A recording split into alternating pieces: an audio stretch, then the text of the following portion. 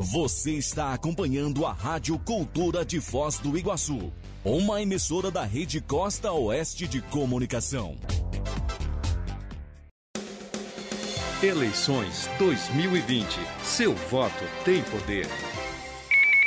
O entrevistado de hoje é advogado, reside em Foz do Iguaçu, é gestor público, se formou em Direito pela Unifoz, 4 pós-graduações, casado com Bibiana, pai de Arthur e de Isabela. Iniciou a carreira pública em 2005, foi secretário municipal de Convênios e Subvenções da Juventude, Trabalho e Antidrogas, Comunicação Social, diretor do Centro Internacional de Convenções em 2019 e assessor da diretoria administrativa da Itaipu. Eu estou falando do advogado Sidney Prestes, que é candidato a prefeito em Foz do Iguaçu, pela coligação Foz com Novas Ideias, partido PMN, Republicanos, PSL e DC. E eu acho que o público ouvinte, aquele que está só nos ouvindo no rádio, não consegue ter a visão nossa aqui do estúdio. Eu quero dizer que estamos todos nós aqui de máscara, aqueles que estão nos assistindo por outras ferramentas da internet, Facebook, etc., entendeu? Estão percebendo que nós estamos todos de máscara. Infelizmente, observa-se um número maior de contaminações. Não sei se nós vamos ter isso e também não convém aqui, nesse momento, explicar as razões, até porque é muita desconfiança, é muito achismo também, e eu sou daqueles que já disse aqui, não chame o locutor de rádio para dar solução para isso, principalmente num caso como esse, que o risco de fazer uma besteira é muito grande. Então, não me atrevo a dar soluções.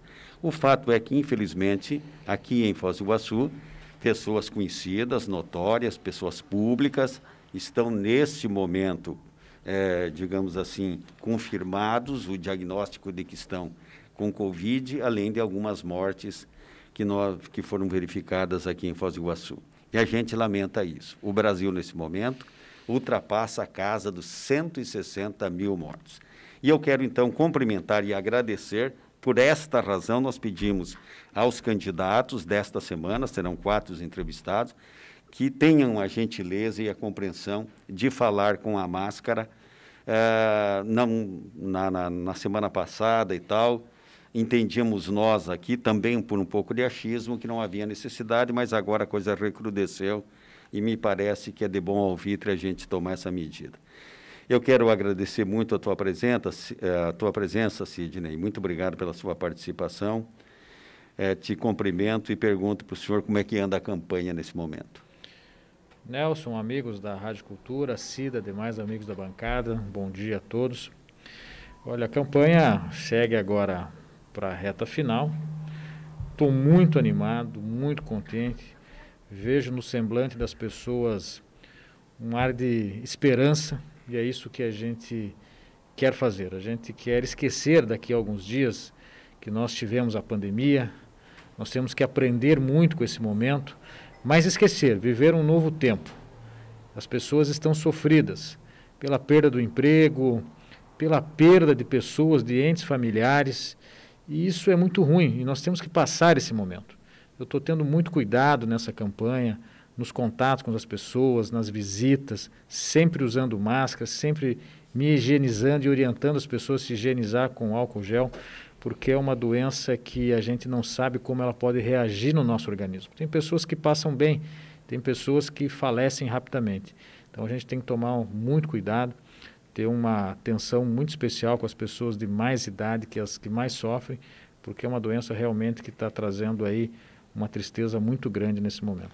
O Sidney, aquelas questões ligadas ao dia a dia das pessoas, o transporte, a escola, a creche, a segurança, eu tenho observado que, de certa forma, compreendendo melhor uns do que outros, né, e reconhecendo propostas mais convincentes ou não, me parece que as 9 candidaturas, de certa forma, apontam as feridas e propõem algumas soluções. Você tem se debruçado bastante, pelo que eu acompanho na campanha, nas soluções para Foz do Iguaçu. Mas eu, particularmente, observo, justamente por isso que você falou, da pandemia, etc., e Foz do Iguaçu, além do que, tem toda uma matriz econômica voltada para turismo.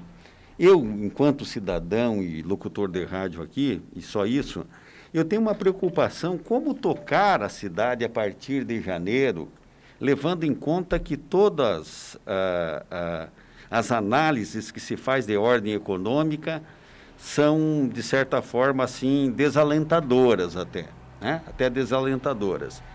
E aí, como é que fica? Como é que conserta a cidade em todos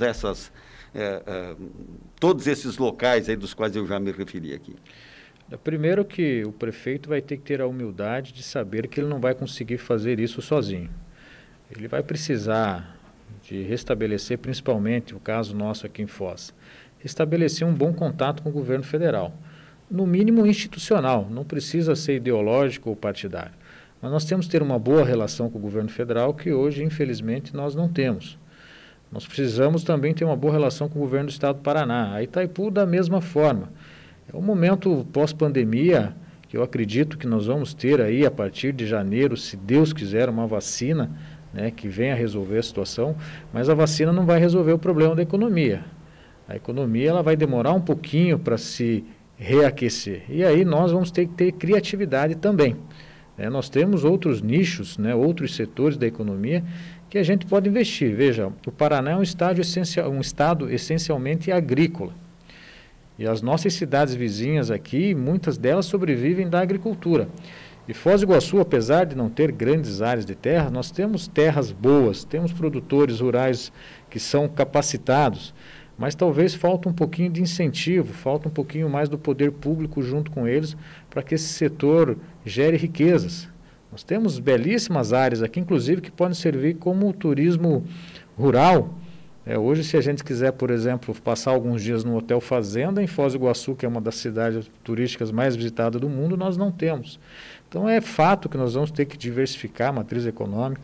A agricultura é algo que eu penso muito em investir na agricultura, porque o Paraná, principalmente o governo do estado do Paraná, investe muito nas cidades que têm uma agricultura forte. Cascavel é um grande exemplo, né, da agricultura, do agronegócio. Lógico que nós não vamos ser uma Cascavel da noite para o dia, porque lá a vocação deles é o agronegócio. Nós aqui temos uma outra vocação. O turismo, infelizmente, o turismo é um setor que vai demorar um pouquinho mais, porque as pessoas primeiro vão tentar pagar as contas, né, arrumar um novo emprego para depois ter o lazer, o turismo de lazer. Talvez o turismo de eventos venha um pouquinho antes do turismo de lazer. Mas nós temos que ser firmes e criativos e fazer com que a economia se reaqueça com várias mãos, com parcerias, principalmente aqui da nossa tríplice fronteira. Temos que sentar com o Paraguai, com a Argentina e fazer algo de diferente, porque senão a nossa cidade vai ficar para trás. Ok, agora são 11 horas e 13 minutos. Dante, bom dia. Qual é a pergunta, Dante? Bom dia. Sidney, é inegável que a gente precisa diversificar a matriz econômica de Foz do Iguaçu, mas isso demora um tempo, né? Atrair novas empresas de outro ramo, de um ramo que ainda nós não temos na cidade, isso deve demorar. O que fazer já para o próximo ano para conseguir mais renda para a população iguaçuense? Olha, num primeiro momento nós temos que pensar que a nossa cidade, ela como eu disse, ela tem a vocação turística. Eu acho que nós temos que investir nisso para que a gente consiga pelo menos manter os postos de trabalho que nós temos. Então, continuar vendendo o nosso destino. Eu penso na criação da Missão Iguaçu, que é o teste seletivo para pessoas do turismo, para que eles possam sair e vender o nosso destino para o mundo. Nós temos que continuar investindo no turismo. O que nós não podemos ficar é na dependência do turismo. Nós temos, veja, um distrito industrial também que está já há algum tempo abandonado. E nós precisamos reformulá-lo.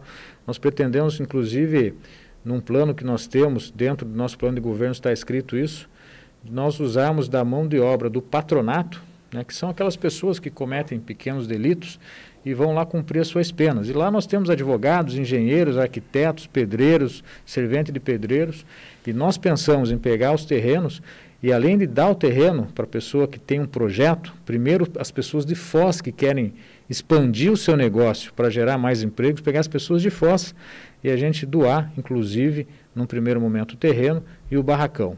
Doar, assim, por um período. A gente vai fazer uma cessão de uso, um termo de cessão de uso por 10 ou 15 anos, e ali a pessoa que tem, por exemplo, uma pequena marcenaria no fundo de casa e quer expandir, a gente vai dar a possibilidade, através de um projeto, porque ela tem um barracão, tem uma linha de crédito para comprar esses equipamentos e começar a gerar mais emprego na cidade. E aí, num segundo momento, a gente buscar pessoas de fora. A gente sabe que para atrair empresários e pessoas de fora em Foz do Iguaçu, nós temos que ter um bom incentivo. O empresário, ele visa lucro, né? E o principal incentivo que a gente vê as cidades do Paraná e do Brasil dando é através dos incentivos fiscais.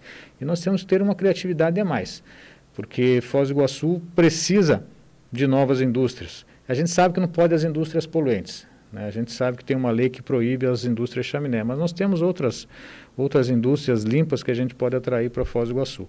Mas é uma missão, Dantas, que a gente tem que fazer isso aí em parcerias. A gente tem que ter a humildade de reconhecer, nós já temos aí uma previsão, o orçamento vai ser menor no ano que vem do nosso município, nós vamos ter que fazer um enxugamento da máquina pública, a gente vai ter que cortar a secretaria, nós não podemos aceitar mais uma cidade, né, num período de pós-pandemia com 300 e tantos cargos comissionados. Nós vamos ter que fazer uma redução drástica desses cargos e reinvestir na geração de empregos e oportunidades. Agora são 11 horas e 16 minutos, Rádio Cultura de Foz do Iguaçu, Rede Costa Oeste de Rádio, programa Contraponto da Cultura, entrevistando o advogado Dr. Sidney Prestes, candidato a prefeito por Foz do Iguaçu. E eu confesso que, olha, falar com máscara não é uma coisa boa. Mas é você, Eli. Olha, bom dia para todos. Candidato, eu vi o senhor colocando aí agora com relação, vai ter que fazer um enxugamento da máquina, cortar certas secretarias. E a gente percebe quando há uma troca de prefeitos, de governador, de presidente, quem entra acaba fazendo uma verdadeira limpa, muda aqui, muda lá. Como é que dá uma sequência, por exemplo, numa cidade? Tem alguma coisa que, eu não vou pedir para o senhor enumerar, mas tem algo que, pelo menos, está dando certo na cidade e que o senhor pretende continuar? Ou não? Não tem nada dando certo, nós vamos ter que começar tudo de novo? Não, o que está dando certo nós vamos manter e vamos melhorar. Isso sem dúvidas. Nós temos secretarias que funcionam. Eu faço críticas àquelas que não funcionam. Por exemplo, a Secretaria de Direitos Humanos. Eu acho que ela não tem um motivo forte para existir. Ela pode ser dentro de uma pasta da assistência social para atuar, sim, né, fazendo o trabalho dos direitos humanos, que é uma matéria muito interessante. Nós temos uma secretaria, por exemplo, da juventude, que hoje, no meu ponto de vista, ela só serve para cabide de emprego. Você não vê nenhuma ação, nenhum projeto, nenhum programa que vise qualificar o nosso jovem, inseri-lo no mercado de trabalho. Infelizmente, tem algumas secretarias que nós vamos ter que cortar, outras nós vamos ter que fazer a união. A Secretaria de Meio Ambiente e Agricultura, vamos estudar a possibilidade.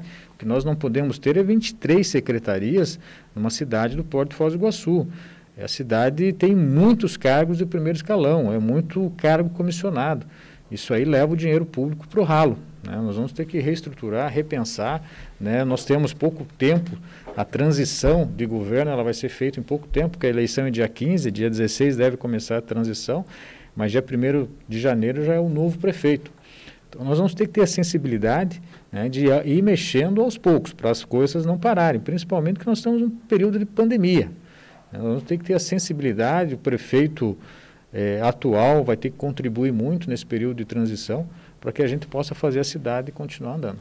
Agora são 11h19. Cida, bom dia a você.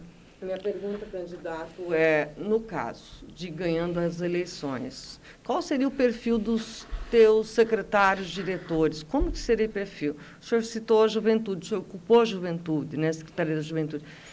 Nela, o senhor acha que ela deve se manter? Né? O senhor teve uma experiência lá. E qual seria o perfil dos secretários? Todas as secretarias são importantes, o senhor já disse que extinguiria direitos humanos, mas eu gostaria que o senhor falasse do perfil do seu secretariado. Olha, nós vamos trabalhar com perfil técnico. Isso é um compromisso meu, um compromisso de campanha que nós vamos seguir 100%. Não dá para aceitar, por exemplo, você botar na Secretaria de Saúde um professor de geografia ou de português, só porque é amigo do prefeito ou tem a mesma ideologia ou é do mesmo partido. No meu entendimento, a Secretaria de Saúde tem que ser através dos profissionais da saúde que têm um perfil de gestor. Hoje, por exemplo, a Unimed Paraná, ela é administrada por enfermeiros, mas com perfil de gestor.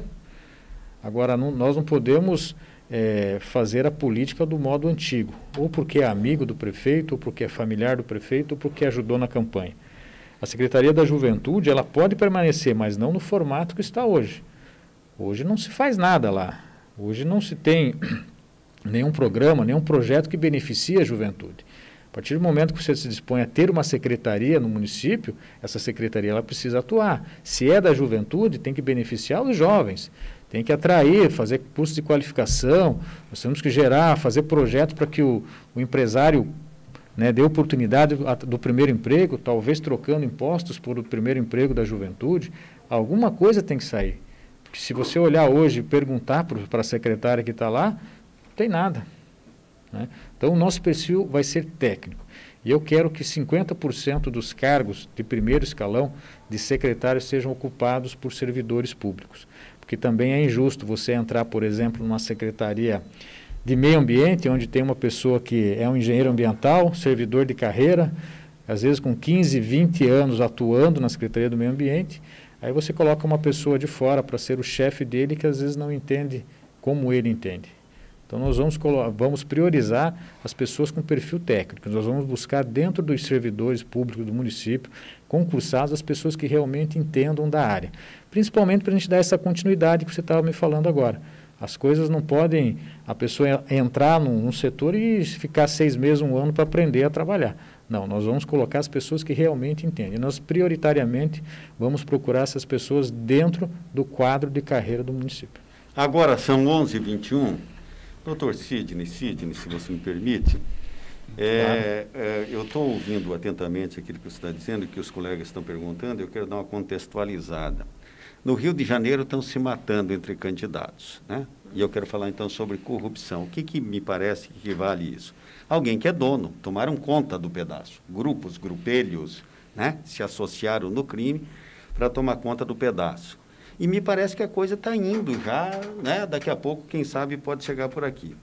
O Brasil, salvo o melhor juízo, tem 23 ministérios, né? Ou, eu acho que é isso. Teve mudando, eram 30 e alguma coisa, né? Reduziu. Não, está em torno de 22 ou 23. E aí eu pergunto, 23 secretarias, não é um jeito de você manter amiguinho ganhando dinheiro? Como é que é isso? Pois é, Nelson, isso que não pode mais acontecer. A cidade não comporta mais isso. Né? Nós precisamos fazer uma redução e eu penso entre 10 a 11 secretarias no máximo.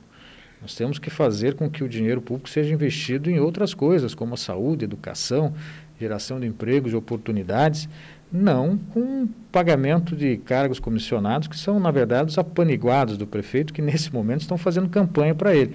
Né? Então, nós temos que fazer uma campanha, nós temos que fazer uma administração moderna, eficaz, eficiente, conectada com o futuro, e o futuro não aceita mais esse tipo de coisa. Agora são 12h23, é você, Dante. Ok, candidato, Guarda Municipal. Como o senhor vê a nossa Guarda hoje, é uma corporação que já não é feito concurso já há bastante tempo, tem uma defasagem no efetivo. O que o senhor imagina para a GM? A GM está desaparelhada, né? Falta estrutura, falta viaturas, falta um armamento. Tem relatos que faltam até coletes, né? E o orçamento para a segurança é de 50 milhões de reais por ano. Nós temos lá uma demanda, um pedido dos guardas municipais com relação ao limitador de vagas para ascensão funcional. Nós vamos ter que dar uma olhada bem nisso, analisar o orçamento, porque em razão disso, muitos deles não conseguem se aposentar com um salário digno. Nós pretendemos sim, faz, salvo engano, 18 anos que não se tem concurso público para a Guarda Municipal. A gente pretende, né, infelizmente os nossos guardas municipais, eles envelheceram, né, eles não têm mais aquela agilidade que tinham há 20 anos atrás. Então nós temos que reformular. E eu penso a Guarda Municipal como uma polícia municipal, porque o patrimônio público, a Guarda Municipal foi criada para cuidar do patrimônio público, que são as praças, hospitais, postos de saúde, mas para mim o maior patrimônio de uma cidade são as pessoas, são os moradores, são os cidadãos. Então eu pretendo que a Guarda Municipal atue cuidando na segurança como ao lado da Polícia Militar, da Polícia Civil, né, como uma força complementar na segurança do cidadão. E eu vou tirar a Guarda Municipal vai parar de multar. Não dá para deixar ela só fazendo esse tipo de serviço. Eu quero que ela cuide do cidadão, do iguaçuense. E para cuidar do patrimônio, como seria feito? Patrimônio tem os guardas patrimoniais que funcionam para isso, mas nós precisamos da modernidade também. Nós podemos colocar sistemas de segurança em todos os nossos prédios públicos, né, até nas praças, mas a Guarda Municipal não vai deixar de cuidar do patrimônio, mas ela vai cuidar também do cidadão, das pessoas que moram na cidade e também dos turistas. Porque o turista, para voltar para uma cidade ou para referendar para os amigos ou para os familiares, ele tem que ter, além da cidade ser bela, atraente, ele tem que ter uma sensação de segurança, porque senão ele não volta. Agora são 11h25 e eu quero dar informação, realmente, candidato, são 23 ministérios do Brasil, 23 pastas, entre aspas, 23 braços direitos do presidente da República. Um país desta dimensão continental tem 23 ministérios, né? E há quem diga que até demais. Foz do Iguaçu tem 23 secretarias. Lindo. Fala, meu caro Eli. Vamos lá. Eu vou nessa sequência do Dante aí. Candidato, das 80 ocorrências no final de semana do setor policial, e eu tive feito um levantamento, até agora, inclusive, estava na Guarda Municipal, pelo menos 35% a 40% disso foi atendido pela própria Guarda Municipal. Dessas ocorrências, pelo menos umas 15 ocorrências foram através das câmeras de vídeo monitoramento. Nós estamos tendo um problema muito sério com as creches, com os postos de saúde, que estão sendo roubados, estão sendo furtados, tivemos carros incendiados, tivemos televisões roubadas, produtos de dentro desses postos de saúde furtados, por causa da questão de vídeo monitoramento. O senhor estava falando aí, nós vamos poder instalar isso aí. De que maneira, por exemplo, como fazer isso, já que o senhor já colocou, que no início nós vamos ter dificuldades na parte financeira. Como fazer esse tipo de trabalho? Como dar sequência nisso aí para poder ajudar não só a guarda, mas também a polícia militar? Para a gente ter dinheiro, para a gente ter recursos, nós precisamos primeiro combater o desperdício. Combatendo o desperdício e combatendo a corrupção. Que a cidade tem 1 bilhão e 230 milhões de reais por ano, né, no nosso orçamento. É muito dinheiro. Agora você não pode desperdiçar. Com árvore de Natal de 420 mil reais a alocação. Casinha do Papai Noel de 45 mil reais. Tentou-se fazer uma licitação no período de pandemia para comprar guloseimas para uma festa junina. Queriam gastar 1 milhão e 300 mil reais para comprar brigadeiro, pipoca, algodão doce, né? Aí, por mais que você tenha dinheiro, se você desperdiça o dinheiro, não sobra para fazer o que você disse. Tá? Nós queremos, primeiro, fazer um enxugamento da máquina pública e combater o desperdício. E fechar o ralo da corrupção. Você fazendo isso, a nossa cidade ela é rica, ela tem dinheiro. Agora se gasta muito com besteiras, com cargos, com coisas que a gente desconfia, e o Ministério Público também, porque está investigando, que está indo para a corrupção. Acho que se a gente fazer uma administração séria, como foi feito na Itaipu recentemente, está sendo feito, o dinheiro apareceu. Como é que em 14 anos o PT não conseguia fazer nada?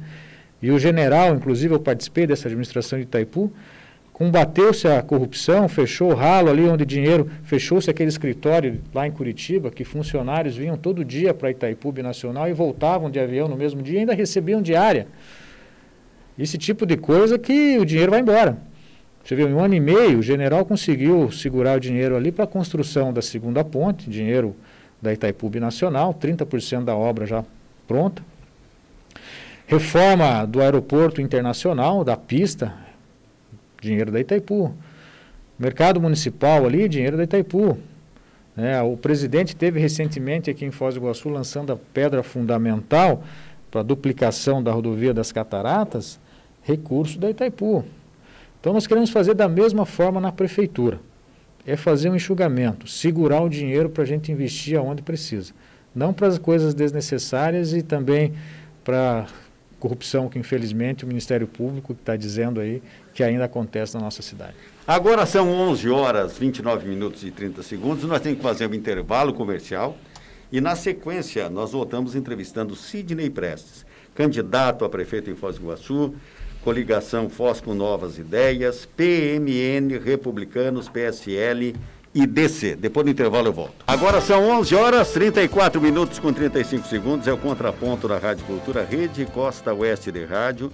E nessa sabatina que nós estamos fazendo aos candidatos, ou às candidaturas, que são 8 candidatos e uma candidata, hoje Sidney Prestes, ele pela coligação Foz com Novas Ideias, número 10. Cida, é você que pergunta. Pergunta, candidato, é a questão do nosso orçamento, né? Uma pandemia instalada, os prefeitos vão ter que se reajustar o orçamento com a vida, principalmente foco na saúde. É isso que o senhor pensa? Ou o senhor acha que não é necessário tanto investimento na saúde? O senhor já olhou o nosso orçamento e o que o senhor pensa a respeito dessa questão? Cida, o orçamento é prioridade da saúde. Hoje se gasta 315 milhões com a saúde pública no município. E durante a minha pré-campanha, e agora durante a campanha, 90% das reclamações que eu ouvi foi relacionado à saúde. Todo mundo já sabe, todos os candidatos estão falando sobre a fila para consulta com o médico especialista. Sai do médico especialista e tem a fila para fazer o exame. As cirurgias eletivas praticamente pararam. Isso vai sobrecarregar o sistema. E nós vamos ter que priorizar verdadeiramente os recursos do município para a saúde. Se eram 315 milhões, vai ter que ser mais. Esse quanto mais que a gente vai ter que estudar com uma equipe técnica, mas nós vamos ter que tirar de outras áreas fatalmente, principalmente nós estamos vivendo num período de pandemia. Nós não sabemos quando vai ser o pós-pandemia, eu espero que seja rápido, mas nesse momento eu ouvi relatos que os leitos de UTI já estão praticamente lotados, tanto na rede pública quanto na rede particular. E nós conversávamos aqui que pessoas públicas da cidade, conhecidas, estão diagnosticadas com Covid. Muitas delas com sintomas leves, mas outras já precisando de internamento. Então, o próximo prefeito, ele vai ter que ter um olhar muito, mas muito ativo para a saúde pública do município. Dentro dos investimentos, o senhor cortaria para o ano que vem investimento de Natal? Carnaval? Cortaria, carnaval sem dúvida. Aliás, carnaval com dinheiro público, nos meus 4 anos não vai ter. Esse é um compromisso que eu faço, dinheiro público para carnaval não vai ter. Esse dinheiro vai para a saúde. E Natal? Carnaval nós vamos fazer com a iniciativa privada. Natal com a iniciativa privada, com os empresários. Vamos chamar a CIF, a Sociedade Civil Organizada, porque eu acho que nesse momento nós temos que cuidar da saúde. Nós temos que priorizar a saúde. E o recurso, a gente sabe que o ano que vem, né, o orçamento já há aí uma previsão, né, de diminuição e nós temos já que trabalhar com esse cenário. Então, nós vamos prioritariamente cuidar da saúde do nosso povo. Sidney, levando em conta isso que você está respondendo da saúde, tem a educação. Eu acredito que nesse ano 2020 já foi, mas vem 2021, né? Com vacina, sem vacina, esperançosos com vacina, mas se não demonstrar a eficiência que a gente imagina e gostaria, nós vamos continuar aí com pandemia. E a escola, a criança volta para a escola, não volta para a escola, com que idade ela volta para a escola? Nelson, eu sou muito otimista, muito otimista. Eu quero no dia 16 de novembro, né, eleito prefeito, eu já começar a pensar nas voltas às aulas. Não dá para deixar isso para janeiro. Nós temos que no dia 16 de novembro já definir o secretário de Educação, eu quero definir o secretário da Saúde, e a gente já pensar na retomada, na volta às aulas. Porque a volta às aulas ali é fevereiro, março. Nós não podemos mais deixar as nossas crianças aglomeradas, 40, 50 alunos em sala de aula. Isso é prejudicial a elas e também aos professores. Então nós vamos ter que ter um planejamento feito logo após, né, a eleição, para que a gente possa planejar a retomada das aulas, que eu creio que em janeiro a gente vai ter essa vacina, nós vamos começar a nos livrar, né, desse trauma, dessa coisa, desse vírus que está ceifando vidas, né, e eu tenho certeza que em janeiro aí a gente já vai estar com tudo planejado para voltar às aulas em fevereiro. O senhor reforçaria essas tecnologias de ensino à distância? Como é que o senhor enxerga isso? É importante, a tecnologia, né, nada substitui o professor, mas a tecnologia é mais um instrumento para o professor. Eu tenho certeza que no pós-pandemia ela vai ser ainda muito mais utilizada. E nós queremos investir nisso. Na nossa Secretaria de Tecnologia, né, hoje até temos um bom secretário, uma pessoa que entende lá, só que ela carece de investimentos. E uma cidade que quer avançar, quer crescer, né, quer se modernizar, também é preciso investir na tecnologia. A tecnologia, num primeiro momento, parece ser um gasto, mas esse gasto, nesse momento, no futuro, vai gerar, né, economia. E é assim que nós vamos trabalhar. 11h40, Dante. Falando nisso, candidato, hoje iniciou-se o projeto Vila Inteligente com instalação dos semáforos inteligentes que não faz perfuração, não precisa trancar a rua para esse trabalho, né? Mas o resto da cidade tem muito problema de trânsito, né? O trânsito de Foz do Iguaçu é meio complicado em alguns pontos. Como que o senhor vê o nosso trânsito e que melhorias na mobilidade urbana poderia fazer? A mobilidade como um todo, hoje eu dava uma entrevista para a SPC, em Foz do Iguaçu precisa ser repensado. Veja, o nosso modal de transporte urbano, que é o mais utilizado pela população, né, é uma reclamação muito grande, né? Nós precisamos colocar mais linha de ônibus, principalmente nos horários de pico, onde o trabalhador se utiliza para ir para o trabalho e para voltar para casa. O transporte coletivo vai precisar de um grande choque. Não sei se através da justiça, mas que vai precisar, vai. Veja, nossas ciclovias também, elas não são interligadas. As ciclovias que foram feitas foram mal feitas. Aí não adianta. Nós precisamos também repensar a questão da ciclovia. O nosso trânsito, veja, semáforo inteligente na Vila, isso aí é a modernidade. É isso aí que precisa ir para o resto da cidade. Só que para isso acontecer, né, eu preciso ser eleito.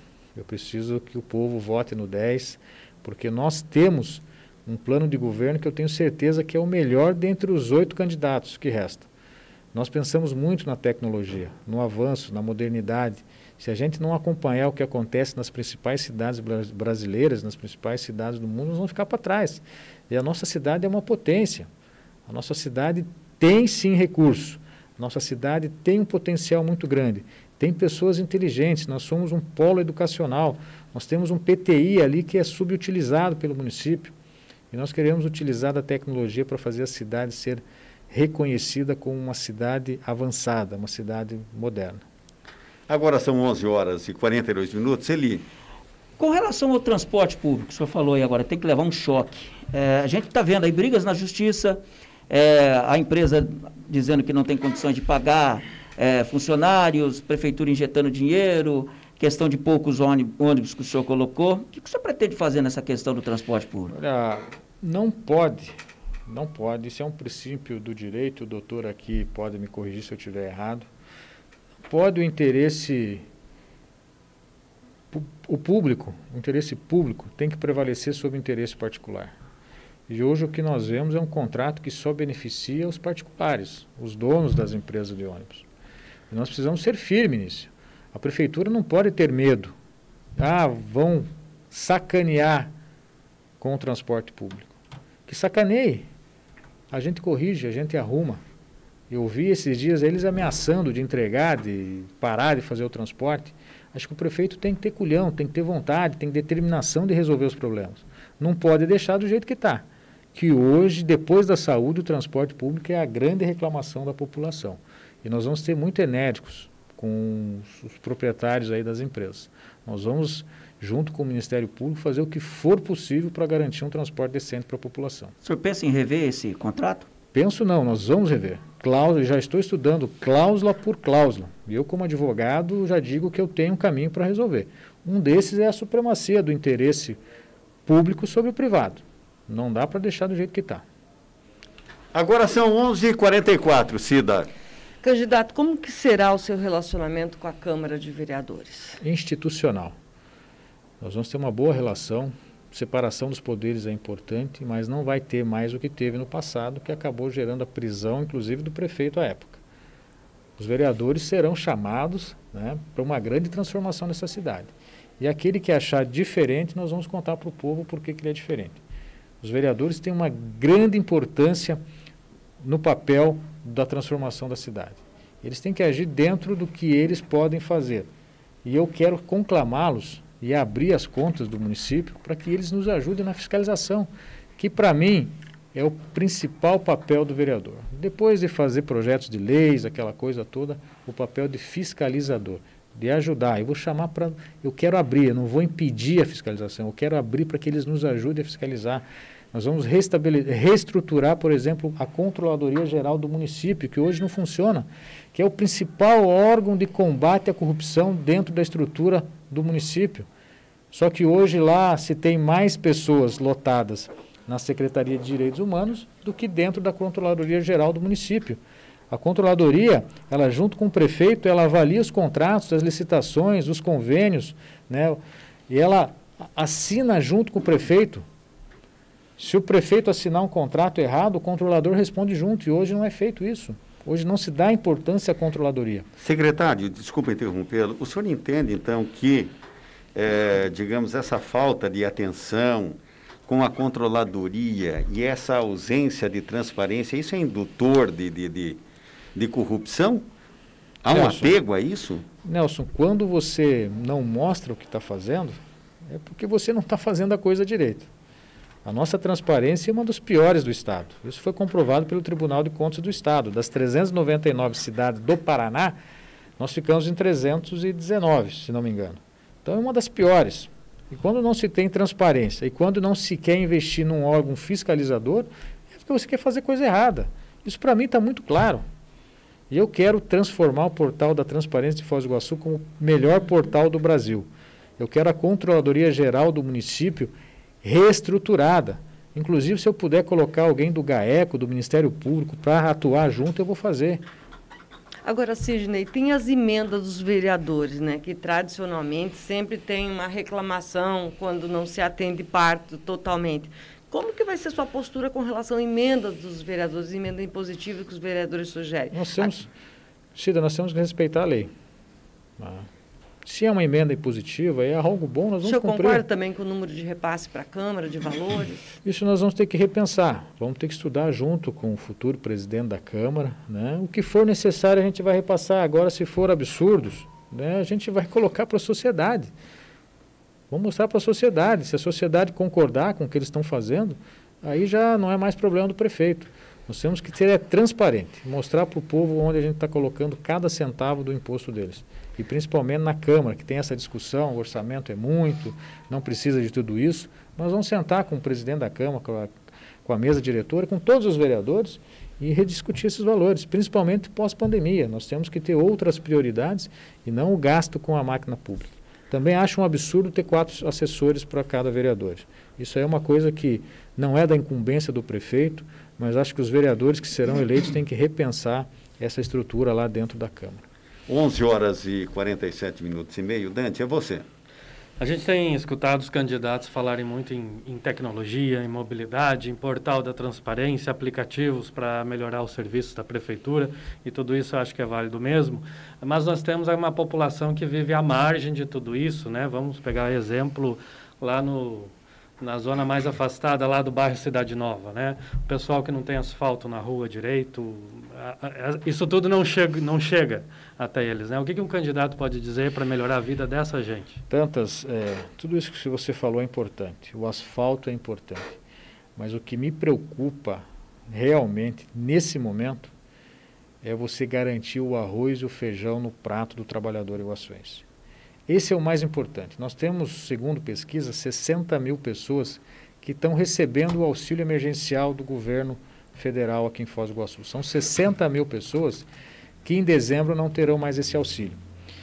E é com essas pessoas que a gente vai trabalhar. É para essas pessoas, prioritariamente, que a gente quer garantir a retomada no emprego, que ele volte a ter a empresa dele funcionando, porque teve muitos pequenos, micros empresários que fecharam suas portas e hoje estão acumulando dívidas. E é para essas pessoas que o poder público precisa estar presente nesse momento. Sei que o que você disse, Dantas, é muito importante. O asfalto é importantíssimo, quando feito com boa qualidade, melhor ainda. Mas a minha preocupação prioritariamente para essas pessoas que precisam garantir o arroz e o feijão todo dia. Para elas que nós vamos trabalhar. São 11 horas e 49 minutos. Candidato, e a estética da cidade? Calçada, arruamento, como é que o senhor vê isso? Você veja, Nelson, isso também é importante. Nós precisamos, principalmente as nossas calçadas. Você veja a questão de acessibilidade. Eu vejo que os governantes do passado e o atual não deram tanta importância na questão da nossa estética. A cidade é bonita? Ela é, mas ela precisa melhorar. Eu, por exemplo, se eu fosse prefeito, eu jamais deixaria que construíssem aquele mercado na entrada da cidade, que tem ali hoje, em cima do viaduto. Para mim, aquele seria um local estratégico para você fazer algo bonito, recebendo o turista, mostrando as nossas belezas, o que nós temos na cidade, através de miniaturas. E isso que a gente precisa pensar e planejar, e a gente precisa fazer um planejamento, Nelson, não é para os 4 anos. E eu quero aproveitar, deixa e dizer que eu não sou candidato à reeleição se eu for eleito prefeito. Para mim, 4 anos, para quem tem vontade, para quem é competente, 4 anos é uma eternidade, consegue-se fazer muita coisa. Acho que a cidade precisa pensar, e eu penso e digo claramente, para mim a reeleição é algo desonesto, porque queira ou não, o prefeito que está lá, ele vai usar da máquina pública. E eu ouvi isso do Serginho Meneghelli, que é do meu partido, inclusive, que é considerado o melhor prefeito do Brasil, que a reeleição é uma desonestidade, porque queira ou não, o chefe do Poder Executivo, o atual prefeito, ele se utiliza da máquina pública para a reeleição. E isso gera um descompasso na concorrência com os demais. Então, eu, se eleito prefeito, eu não sou candidato à reeleição. Posso vir de novo, depois de 4 anos, ser candidato a prefeito, mas no exercício do cargo, eu não vou para a reeleição. E a questão da estética precisa sim, mas eu acho que, Nelson, nesse momento, a gente precisa garantir o arroz e o feijão no prato do trabalhador. Nós precisamos garantir a retomada da nossa economia com o turismo, com a agricultura, com novas perspectivas de indústria. Se você me permite, que não é só estética também, né? O nosso famoso viaduto, entendeu, que seria uma solução, né? Quer Mal dizer, feito. Ele acabou fazendo com que agora 2, 3 quilômetros não se passe a rodovia, né? Ali trancado no Charrua, né? Não tem acesso ao Parque Imperatriz, adjacências, tem que pegar a Paraná ou outra via muito longa. Como é que você tem pensado alguma coisa nisso? Tem, eu achei um absurdo fechar aquele trevo do Charrua ali. Eu acho que aquilo ali a gente tem que repensar, conversar com a rodovia, ver com o governo do estado. Ficou estranho, o pessoal não está contente. E quando o povo não está contente é porque algo não está legal, não está funcionando bem. E nós trabalhamos para o povo. Se o povo quer que reabra, nós vamos trabalhar para reabrir. 11h52, Cida. Candidato, com relação à situação também que a gente acompanha dentro do município e que é a questão de contratação. Empresas locais, licitação aberta, como que o senhor trabalharia com relação à licitação? Tem uma discussão aí que o prefeito de Foz podia fazer um combinado, digamos assim, com as cidades da região, fazer licitações conjuntas. O que o senhor pensa a respeito de licitação? Olha, isso é uma coisa que a gente tem que ser muito honesto e transparente. A gente não pode fazer uma licitação direcionada para empresas de Foz do Iguaçu. Isso é uma questão legal. Nós temos que abrir para o Brasil inteiro. Infelizmente, a Lei 8666, que trata das leis de licitações, diz que tem que ser amplo, a concorrência tem que ser ampla. Nós temos que rediscutir com o Congresso Nacional, até para gerar um desenvolvimento local, um desenvolvimento regional, a alteração de alguns artigos dessa lei, que eu vejo como muito plausível. Por exemplo, imagine que maravilha que fosse se a gente pudesse fazer as compras do município apenas com empresas da cidade, né? Geraria aqui um grande boom, uma grande renda, ficaria dentro do nosso município. Mas, infelizmente, nós temos, e não podemos mentir, né, que a Lei 8666 nos proíbe de fazer isso. Isso é uma questão que a gente precisa tratar. Acho que os deputados aí da nossa cidade, os deputados federais, até mesmo o prefeito, fazer essa articulação política para a gente poder, isso é bom para o Brasil inteiro, que você se desenvolve regionalmente. E as coisas são mais baratas. Por exemplo, uma empresa de Foz do Iguaçu, com certeza pode ser até mais barato o produto dela do que uma que vem do Rio de Janeiro, de São Paulo, vai ter o transporte, enfim. Nós temos que repensar, junto com o Congresso Nacional, a alteração da lei de licitações. 11h54, candidato, o senhor tem aí um minuto e pico, para fazer as suas considerações finais. O senhor tem encontro marcado em Querendo Conosco no dia 12, quando teremos mais um debate entre os candidatos. Fique à vontade, o senhor tem um minuto. Olha, a população de Foz do Iguaçu anseia por mudanças. Eu tenho andado bastante e tenho percebido que a população está em busca do novo, está em busca de algo diferente. E eu quero uma oportunidade. A oportunidade que o Paulo já teve por 2 vezes, a oportunidade que o Chico teve como vereador por 2 vezes, foi deputado estadual, foi vice-prefeito, foi prefeito. Eu quero que a população me dê a oportunidade de 4 anos apenas, para a gente mostrar o nosso trabalho e aí sim, a gente fazer essa cidade avançar no mínimo 20 anos em 4. Por isso eu peço à população que no dia 15 de novembro, vote no 10, vote na inovação, vote na transparência, vote no combate à corrupção, vote na melhoria da saúde. Nós temos aí um plano de governo que foi feito por várias pessoas técnicas, que entendem, que conhecem, que são da cidade. E é nesse intuito que a gente quer administrar a cidade, com tecnicidade, com seriedade e com transparência. Agora são 11h55min e 30 segundos. Eu agradeço por demais a presença aqui do candidato a prefeito Sidney Prestes, candidato pela coligação Fosco Novas Ideias. Integrantes da coligação são os partidos do PMN, Republicanos, PSL e DC. Sucesso na sua trajetória aí. Eleições 2020. Seu voto tem poder. Você está acompanhando a Rádio Cultura de Foz do Iguaçu, uma emissora da Rede Costa Oeste de Comunicação.